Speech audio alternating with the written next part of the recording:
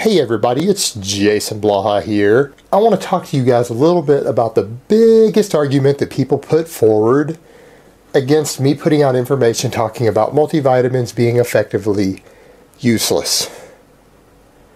And that is a very pervasive myth and conspiracy theory that has been around about 30 to 40 years. This was a myth started basically by vitamin companies who wanted to sell their products. And it is so pervasive that I have heard rednecks in Texas and Oklahoma repeating this myth who didn't even graduate high school. Don't even have GEDs, yet even they're aware of this myth and perpetuate it. And that is that because of our modern farming practices, there aren't enough minerals in the soil for the plants and the crops that we eat to get the vitamins we need, and we need these multivitamins to get what we need. Well, first of all, this isn't true. It's pretty easy to get minerals and organic compounds and things back into the soil. We do rotate through crops, we fertilize soil, we put manure in it, we do all sorts of stuff to make sure this happens. This is an entire field of science. There are people who are in PhDs in this, and then they help local farmers and the large industrial farms to make sure that this happens. This is not actually true.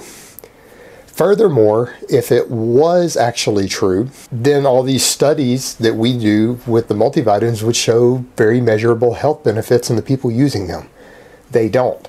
Now, there are people who have vitamin deficiencies, but surprisingly enough, plenty of people who don't have the best diets in countries like America because we have so much food and people eat so many calories that a lot of people still end up barely getting enough vitamins and minerals and things that they need, even with fairly bad diets, just due to food volume, to where they still don't exhibit deficiencies. Only a percentage of the population does.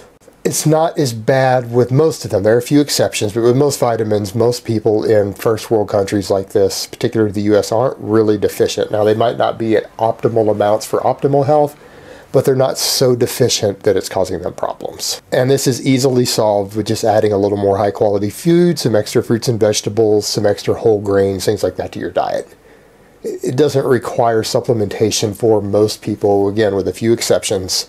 And if you have a deficiency, talk to your doctor about it, or if you know that your diet is deficient in something and your body can absorb it in a single vitamin pill form, then take it. But if you're worried about it, go get blood work done. Your doctors can tell you if you're deficient in something, and it may not be an issue of your actual diet. It could be another factor going on with your body where it doesn't actually absorb something correctly. So it may not be that you're even deficient in your diet. And in some cases, your multivitamin can be making you overdose on something that blocks the absorption of something else combined with your diet. So adding more of the thing that you're deficient in still might not help, because you're not absorbing it because you're over-absorbing something else that you're consuming in excess.